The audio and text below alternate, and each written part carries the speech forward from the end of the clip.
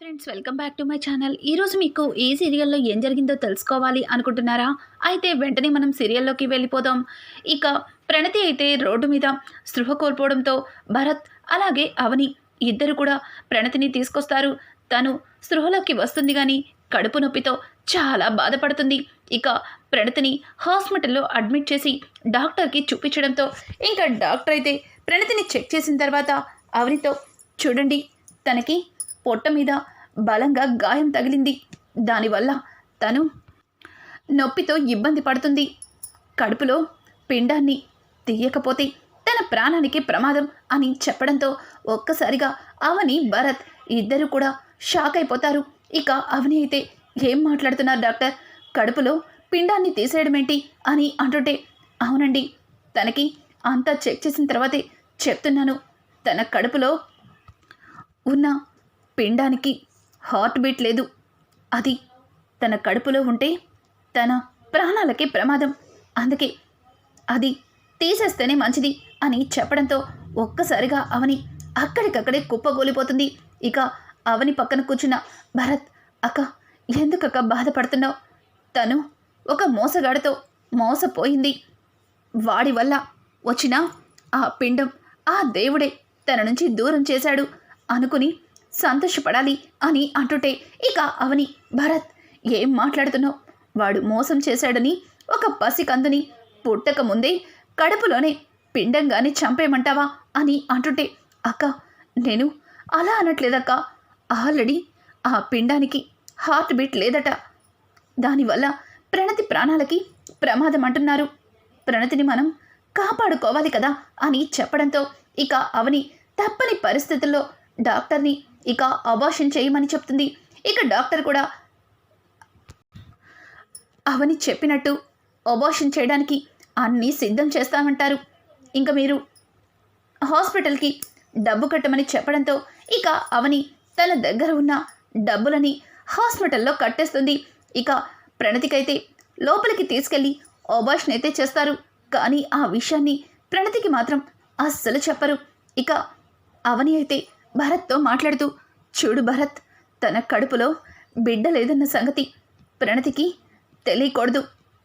తనతో నిదానంగా నేనే చెప్తాను. అంతవరకు ఈ నిజాన్ని ఎవ్వరికీ చెప్పనని నాకు మాట ఇవ్వు అని చెప్పి అవని అయితే ఇక భరత్ దగ్గర మాట తీసుకుంటుంది. ఇక రాజేంద్ర అయితే తన గదిలో కూర్చుని ఆలోచిస్తూ ఉండగా అనుకోకుండా రాజేంద్రకి తన స్నేహితుడి నుంచి ఫోన్ వస్తుంది. ఇక తన స్నేహితుడు రాజేంద్రతో మాట్లాడుతూ, రేయ్, ఏం చేస్తున్నావురా, ఎలా ఉన్నావురా అని చెప్పి ఇక ఒకరికొకరు యోగక్షేమాలు అడిగి తరువాత తన కూతురికి శ్రీమంతం చేస్తున్నామని చెప్పడంతో ఒక్కసారిగా ఇక రాజేంద్ర షాక్ అయిపోతాడు. ఏం మాట్లాడుతున్నావురా? నీ కూతురికి శ్రీమంతమేంటి? అసలు నీ కూతురి పెళ్ళికి నన్ను పిలవనే లేదు అని అడగడంతో, ఏం చెప్పమంటావురా? అదంతా పెద్ద కథ. తను పెళ్ళి కాకముందు ఒక అబ్బాయిని ప్రేమించింది. అతనితో ప్రెగ్నెంట్ అయ్యింది. వాళ్ళిద్దరికీ తప్పని పరిస్థితుల్లో పెళ్లి చేయాల్సి వచ్చింది. ఎంతైనా కన్న కూతురు కదా, కన్న తీపి ఎక్కడికి పోతుంది? అందుకే కూతుర్ని దూరం చేసుకోలేక ఇద్దరిని నా దగ్గరే పెట్టుకున్నాను. ఇప్పుడు నా కూతురికి శ్రీమంతం చేస్తున్నాను. మీరు ఖచ్చితంగా రావాలి అని చెప్పి ఇక తన స్నేహితుడైతే కాల్ కట్ చేస్తాడు. ఇంకా రాజేంద్ర తన స్నేహితుడు అన్న మాటల్ని గుర్తు చేసుకొని తను కూడా ప్రణతిని దూరం పెట్టిన సంగతిని గుర్తు చేసుకొని చాలా బాధపడతాడు. ఇంతలో అక్కడికి పార్వతి వస్తుంది. ఏవండి, ఏమైంది?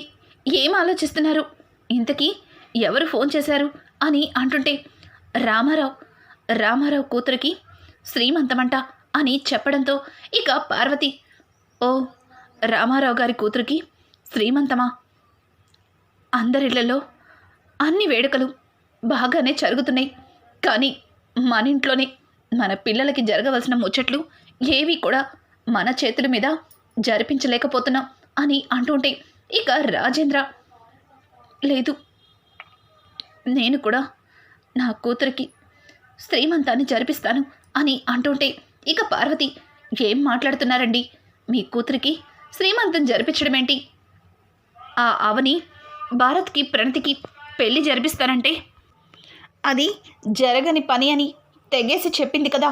మరి ఇప్పుడు వెళ్ళి ప్రణతిని పంపించమంటే తను పంపిస్తుందా అని అంటుంటే, ఏం మాట్లాడుతున్నావు పార్వతి?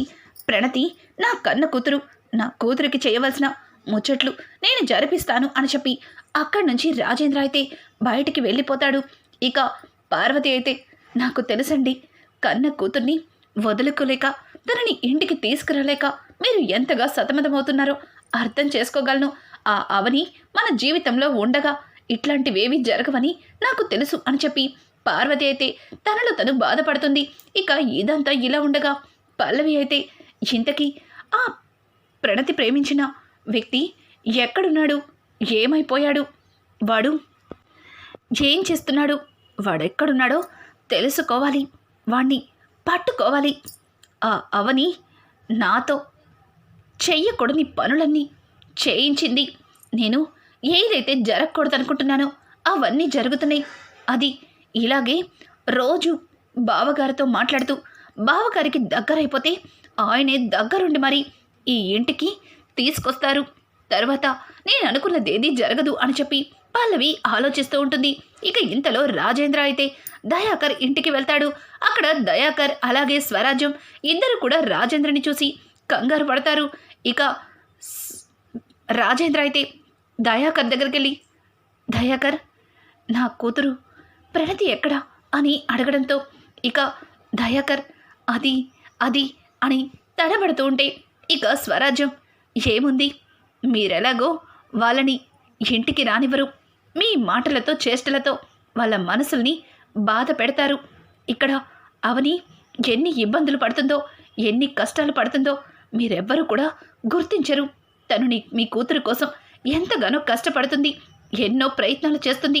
కానీ తను మీకు తప్పు చేసిన మనిషిలాగే కనిపిస్తుంది కదా అని చెప్పి ఇక స్వరాజ్యం అయితే రాజేంద్రతో మాట్లాడుతుంటే, రాజేంద్ర, చూడండి, నేను ఇక్కడికి గొడవ పడటానికి రాలేదు. నా కూతురుతో మాట్లాడడానికి వచ్చాను. ఎక్కడ నా కూతురు అని అంటుంటే, తనని హాస్పిటల్కి తీసుకెళ్లారు చెకప్ కోసం అని చెప్పడంతో, హాస్పిటల్కా? ఏ హాస్పిటల్ అని చెప్పి రాజేంద్ర అయితే రాజేంద్రని అడగడంతో ఇక రాజేంద్రకి హాస్పిటల్ పేరు చెప్తారు. ఇక రాజేంద్ర చాలా కంగారుగా హాస్పిటల్కి అయితే వెళ్తాడు. అక్కడ రిసెప్షన్లో ఇంకా ప్రణతి గురించి అడగడంతో, ప్రణతికి ఇప్పుడే అబార్షన్ అయిందని, తనని హాస్పిటల్ రూమ్లోకి షిఫ్ట్ చేశారని ఇక రిసెప్షన్లో చెప్పడంతో ఒక్కసారిగా రాజేంద్ర షాక్ అయిపోతాడు. ఏం మాట్లాడుతున్నారు? ప్రణతికి అబార్షన్ జరిగిందా అని అంటుంటే, అవును సార్ అని చెప్పి ఇక రిసెప్షన్లో చెప్పి ఆవిడ కాల్ వస్తే మాట్లాడుకుంటుంది. ఇక రాజేంద్ర అయితే ఒక్కసారిగా తన కోపాన్ని తట్టుకోలేకపోతాడు. అసలు ప్రణతికి అబార్షన్ జరగడం ఏంటి? ఎందుకు తనకి అబార్షన్ జరిగింది? ఆ భరత్ గాడితో పెళ్లి చేసింది. ఇప్పుడు తన కడుపులో పెరుగుతున్న బిడ్డని పెంచుకోలేక చంపేసిందా అవని? నిజంగానే అవని ఇంత నీచురాలా? ఆ బిడ్డ భూమి మీద పడకముందే తనని కడుపులోనే చంపేసిందా అని చెప్పి ఇక రాజేంద్ర ఆలోచిస్తూ ఇంకా అక్కడికైతే వెళ్తాడు. అక్కడ అవని అలాగే భరత్ కనిపిస్తారు. వాళ్ళిద్దరిని చూసిన రాజేంద్ర చాలా ఆవేశంగా అవని దగ్గరికి రాబోతుంటే అప్పుడే డాక్టర్ అవనిని పిలవడంతో ఇక అవని అయితే డాక్టర్ ఉన్న రూమ్లోకి వెళ్తుంది. ఇంకా భరత్ని చూసిన రాజేంద్ర భరత్ దగ్గరికి వెళ్ళి, నీకు ఏం అన్యాయం చేశాం? ఎందుకు మాతో, మా జీవితాలతో ఇలా ఆడుకుంటున్నావు అని చెప్పి ఇక రాజేంద్ర అయితే భరత్ని నిలదీస్తుంటే, భరత్, ఏంటి సార్, ఏం మాట్లాడుతున్నారు?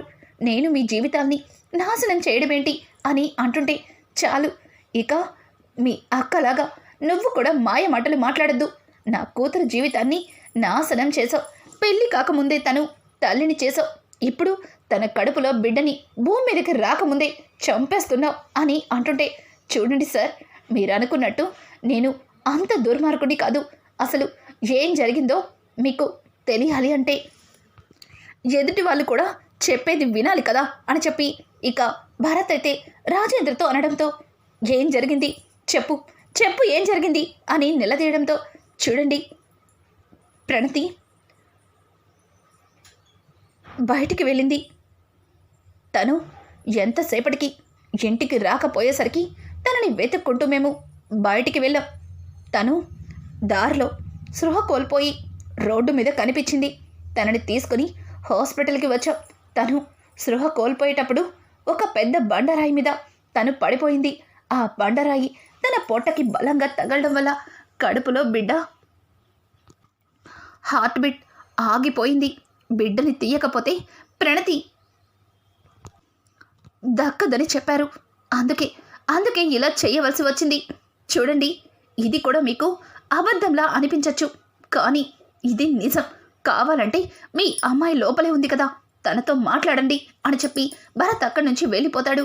ఇక రాజేంద్ర అయితే లోపలికి వెళ్ళి ప్రణతిని చూడటంతో ప్రణతి రాజేంద్రని చూసి నానా అని ఒక్కసారిగా ఎమోషనల్ అవుతుంది. ఇక రాజేంద్ర, ఏంటమ్మా ఇది, అసలు నువ్వేంటి ఇక్కడ, ఏమైంది అని అడగడంతో దానికి ఇక ప్రణతి అయితే నాన్న, నేను చాలా పెద్ద తప్పు చేశాను. నేను జీవితంలో క్షమించరాని తప్పు చేశాను. నేను చేసిన తప్పులకి దేవత లాంటి వదిన శిక్షని అనుభవిస్తుంది అని అంటుంటే ఒక్కసారిగా రాజేంద్ర, ప్రణతి నువ్వేం మాట్లాడుతున్నావు, నువ్వేం చెప్తున్నావో నాకు అర్థం కావట్లేదు అని అంటుంటే, అవును నాన్న, నేను చెప్పేది నిజం చెప్తున్నాను నాన్న, మీ మీద ప్రమాణం చేసి చెప్తున్నాను. వదిన ఏ తప్పు చెయ్యలేదు. ఇంతవరకు జరిగిన గొడవలన్నింటికి కారణం నేనే. నేను చేసిన తప్పు వల్లే ఇలాంటి అనర్థాలు వచ్చాయి. చివరికి అన్నయ్య వదినల మధ్యలో దూరం కూడా పెరిగింది అని అంటుంటే, చూడమ్మ ప్రణతి, నువ్వు ఏం చెప్పాలనుకుంటున్నావో నాకు అర్థం కావట్లేదు.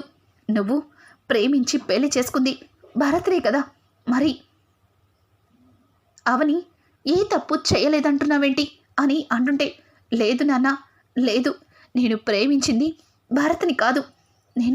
నేను కాలేజ్లో ప్రశాంత్ అనే అబ్బాయిని ప్రేమించాను. తన ప్రేమని నిజమని నమ్మి నా జీవితాన్ని, నా సర్వస్వాన్ని నాశనం చేసుకున్నాను. వాడు నన్ను ప్రేమించానని నమ్మించి నేను ప్రెగ్నెంట్ అయ్యేలా చేసి ఇప్పుడు ఏకంగా ఈ ఊరే వదిలి వెళ్ళిపోయాడు నాన్న. నేను మోసపోయాను, ఘోరాతి ఘోరంగా మోసపోయాను. నేను మోసపోయానన్న నిజం మీకు తెలిస్తే ఎక్కడ మీరందరూ బాధపడతారేమో, ఏమైపోతారేమో అని భయంతో వదిన అతన్ని తిరిగి తీసుకొచ్చే వరకు ఈ నిజాన్ని ఎవ్వరికీ చెప్పకూడదని నా దగ్గర మాట తీసుకుంది. మిమ్మల్ని మీకు ఎట్లాంటి అనుమానం రాకూడదని భరత్కి నాకు పెళ్లి జరిగినట్టు అబద్ధం చెప్పింది. ఇదంతా మన కోసమే చేసింది నాన్న. వదిన తప్పులన్నీ నేను చేశాను, కానీ శిక్ష మాత్రం వదిన అనుభవిస్తుంది. అందుకేనేమో దేవుడు నాకు ఇట్లాంటి శిక్ష వేశాడు అని చెప్పి ప్రణతి అంటున్న మాటలకి ఒక్కసారిగా రాజేంద్ర అక్కడికక్కడే కుప్పకూలిపోతాడు. నాన్న అని చెప్పి ఇక ప్రణతి లేవపోతుంటే, వద్దమ్మా, నువ్వు లేవకు. ఇంత జరిగితే కూడా నేను అవనిని అర్థం చేసుకోలేకపోయాను. దేవత లాంటి అమ్మాయిని ఎన్నేసి మాటలు అన్నాను అని చెప్పి ఇక రాజేంద్ర అయితే జరిగిందంతా గుర్తు చేసుకుని తనను తను కుమిలిపోతాడు. ఇక ఇంతలో అవని అయితే లోపలికి వచ్చేసరికి లోపల రాజేంద్ర కనిపిస్తాడు. రాజేంద్రని చూసిన అవని, మావయ్య మీరేంటిక్కడ అని చెప్పి ఇక అవని అయితే రాజేంద్రని అడగడంతో రాజేంద్ర అవని దగ్గరికి వెళ్ళి, అమ్మా అవని, నువ్వు నా కోసం, నా కూతురు కోసం, నా కుటుంబం కోసం ఇంత చేస్తే మేం మాత్రం నిన్ను అవమానించి ఇంటి నుంచి బయటికి పంపించేశాం. ఇంత జరుగుతున్నా మాకు నిజాన్ని చెప్పడానికి ఎన్నోసార్లు ప్రయత్నించినా నువ్వు చెప్పింది అబద్ధమని నిన్ను అవమానించి బయటికి తోసేశాం. మేం చేసింది చాలా పెద్ద తప్పు, మమ్మల్ని క్షమించమ్మా అని చెప్పి ఇక అవని రెండు చేతులు పట్టుకుని రాజేంద్ర కుమిలిపోతూ ఉంటే ఇక రాజేంద్రని ఓదార్చుతూ, మావయ్య మీరు బాధపడకండి, ఇప్పుడు ప్రణతికి ఏం కాలేదు, తను బాగానే ఉంది, మీరు బయటికి రండి అని చెప్పి అవని అయితే ఇక రాజేంద్రని బయటికి తీసుకొస్తుంది. మరి ప్రణతి తన కడుపులో బిడ్డ గురించి అని అంటుంటే, మావయ్య ప్రణతి నార్మల్ కడుపులో నొప్పని తనకి అబద్ధం చెప్పాను. తన కడుపులో బిడ్డ లేదన్న నిజం తెలిస్తే ప్రణతి ఏమైపోతుందో అని నాకు భయంగా ఉంది. ఇప్పటికే ప్రేమించిన వాడు మోసం చేశాడని ఎంతగానో బాధపడుతుంది. చివరికి కడుపులో ఉన్న బిడ్డ కూడా తనకి దూరం అయ్యాడన్న నిజం తెలిస్తే ప్రణతి చావడానికి కూడా సిద్ధమైపోతుంది. తనకి విషయాన్ని నిదానంగా చెప్పాలి. అంతవరకు ఈ నిజాన్ని మీరు ఎవ్వరికీ చెప్పనని నాకు మాట ఇవ్వండి అని అంటుంటే, ఇక రాజేంద్ర అయితే అవని వైపు చూసి, నువ్వు కోడలివి కాదమ్మా, మా ఇంటి దేవతవి, నా కూతురివి. నా కోసం, నా బిడ్డ కోసం ఎంతగానో కష్టపడుతున్న నిన్ను అర్థం చేసుకోలేకపోయాం. నేను కూడా అందరిలాగే నిన్ను అవమానించాను, నిందించాను. నన్ను క్షమించమ్మా అవని. ఇవి చేతులు కాదు కాళ్ళని చెప్పి ఇక రాజేంద్ర అయితే అవని చేతులు పట్టుకుంటే, అయ్యో మావయ్య గారు ఏం మాట్లాడుతున్నారు మీరు? నాకు మామగారు నా తండ్రి లాంటివారు. మీరు నన్ను క్షమాపణ అడగడమేంటి?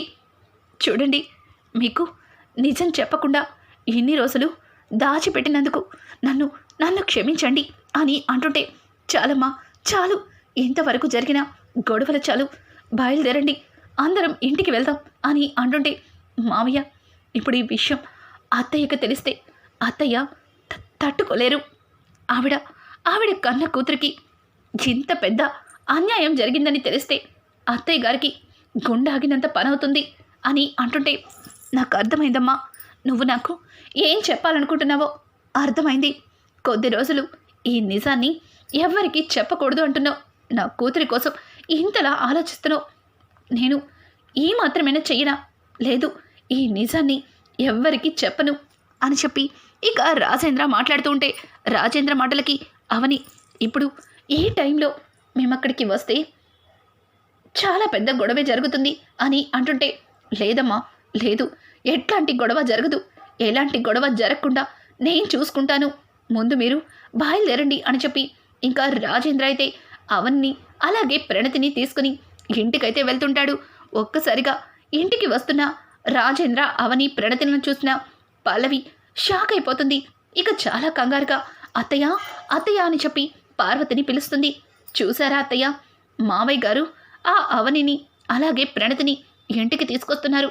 ప్రణతి అంటే మన ఇంటి ఆడపిల్ల, కానీ ఇన్ని తప్పులు చేస్తున్న ఆ అవని ఈ ఇంటికి ఎందుకు తీసుకొస్తున్నారు అని అడగడంతో ఇక పార్వతి చాలా ఆవేశంగా ఆగండి అని గుమ్మం దగ్గరే ఆపుతుంది. ఇంకా రాజేంద్ర, ఏంటి పార్వతి ఏమైంది అని అడగడంతో, ఏంటండి మీరు, ఇది ఎన్ని తప్పులు చేసిందో మీకు తెలీదా? అట్లాంటిది దీన్ని ఇంటికి తీసుకొస్తున్నారేంటి అని అడగడంతో, చూడు పార్వతి, అవని ఏ తప్పు చెయ్యలేదు. అవని ఈ ఇంటి పెద్ద కొడలు. తన ఇంట్లో ఉంటే ఇంతవరకు జరిగిన గొడవలు సమస్యలు అన్నింటి నుంచి బయటపడతాం. చూడు, నా మాటకి అడ్డు చెప్పకు అని అంటుంటే, అర్థమైందండి, అర్థమైంది, నాకంటే కూడా ఈ అవనిని మీకు ఎక్కువైపోయింది కదా. ఒక భార్యగా నాకు మీ దగ్గర ఎట్లాంటి గౌరవం లేదని, నా మాటకి ఎట్లాంటి విలువ లేదని అర్థమైంది. తను కోడలిగా ఈ ఇంట్లో అడుగు పెడితే కనుక నేను మాత్రం ఈ ఇంట్లో ఒక్క క్షణం కూడా ఉండేది లేదు అని చెప్పి పార్వతి ఇంటి నుంచి వెళ్ళిపోతానని చాలా గట్టిగా చెప్పడంతో ఇక అవని, మావయ్య గారు వద్దులే మావయ్య గారు, నేను వెళ్ళిపోతాను, ప్లీజ్ నా మాట వినండి అని అంటుంటే, ఆగవని, నువ్వెక్కడికి వెళ్ళక్కర్లేదు. అవని ఈ ఇంటి నుంచి వెళ్ళిపోవాలి అంటే తనతో పాటు నేను కూడా నా కూతురుతో అవనితోనే వెళ్ళిపోతాం అని చెప్పి రాజేంద్ర అన్న మాటలకి ఇక భానుమతి అయితే, రాజేంద్ర ఏమైందిరా నీకు? ఈ అవని ప్రణతిలాగా నిన్ను కూడా తన మాటలతో మార్చేసిందా అని అంటుంటే, అమ్మా అవని గురించి మీరలా తప్పుగా మాట్లాడకండి, తను ఏం చేసిందో మీకెవ్వరికీ తెలీదు అని అంటుంటే, ఇక పల్లవి, తనేం చేసింది మావయ్య, ఏం చేసింది? ప్రణతిని మాయ చేసింది, మోసం చేసి తన తమ్ముడితో పెళ్లి చేసింది. ఇంత తెలిసినా కూడా తను ఏ తప్పు చేయలేదని మీరెలా మాట్లాడగలుగుతున్నారు అని అంటుంటే, పల్లవి నీకు నిజమేంటో తెలియనప్పుడు నువ్వేం మాట్లాడకుండా ఉంటేనే మంచిది. అయినా అవని తప్పు చేసిందని, తను మోసం చేసి మన ప్రణతికి భరత్కి పెళ్లి చేసిందని మీరందరూ తనని తప్పు పడుతున్నారు. అసలు ప్రణతికి భరత్కి పెళ్ళే కాలేదని నేను చెప్తున్నాను. అది మీరు నమ్ముతారా అని అడగడంతో అర్థమైందా అత్తయ్య? ఈ అవని ఏదన్నా అనుకుంటే అన్నంత పని చేస్తుందని మీకు అర్థమైందా? చూశారుగా మావయ్య గారిని ఎట్లా మార్చేసిందో. ఇంతకుముందు ఇదే అబద్ధాన్ని మన ప్రణత్తో మనకి చెప్పించాలని చూసింది. కానీ మనెవ్వరం కూడా ఆ నిజాన్ని నమ్మలేదని ఇప్పుడు మావయ్య గారితో చెప్పిస్తుంది అని అంటుంటే ఏమైందండి మీకు? మీరు ఇలా ఎందుకు మారిపోయారు? ఈ అవని అబద్ధాలు చెప్తుందని ఆ రోజే కదా మనందరం అనుకున్నది. మరి మీరెప్పుడు ఈ నిజాన్ని కాదని అబద్ధాన్ని గుడ్డిగా నమ్ముతున్నారు అని అంటుంటే లేదు లేదు పార్వతి, ఆ రోజు ప్రణతి మనందరికీ నిజం చెప్పాలనే వచ్చింది. కానీ తను చెప్పింది అబద్ధమని, కావాలని అవని ఆడిస్తున్న నాటకమని పల్లవి చెప్తుంటే మనందరం గుడ్డిగా నమ్మాం. కానీ ప్రణతి చెప్పింది నోటికి ముమ్మాట్లు నిజం.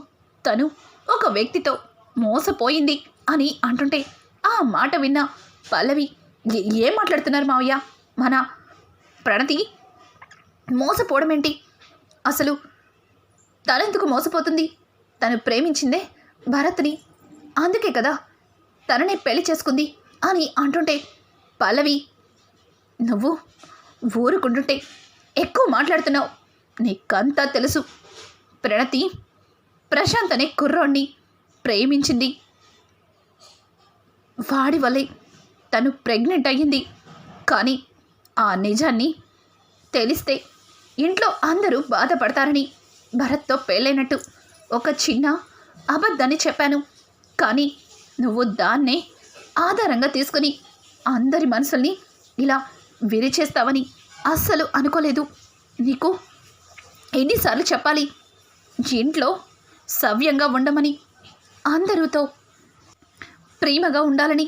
కానీ నువ్వు అవేవి కాదన్నట్టు ఇంట్లో అందరి మనసుల్ని ముక్కలు చేస్తున్నావు. ఇంట్లో ప్రతిసారి కూడా గొడవని రేకెత్తిస్తున్నావు అని చెప్పి ఇక అవని అయితే పల్లవి చెంప చెల్లు అనిపిస్తుంది. ఒక్కసారిగా పల్లవి సైలెంట్ అయిపోతుంది. ఇక అవని అయితే చూడండి అత్తయ్య, ఎన్ని రోజులు ఈ నిజాన్ని మీ అందరికీ చెప్పడానికి చాలాసార్లు ప్రయత్నించాను, మాట్లాడడానికి ప్రయత్నించాను. కానీ మీరెవ్వరూ కూడా నాకు మాట్లాడే అవకాశాన్ని ఇవ్వలేదు. పైగా ఈ పల్లవి చెప్పిందే నిజమని, నేను చెప్పేది అబద్ధమని నమ్మి నన్ను అవమానించి ఇంటి నుంచి పంపించేశారు.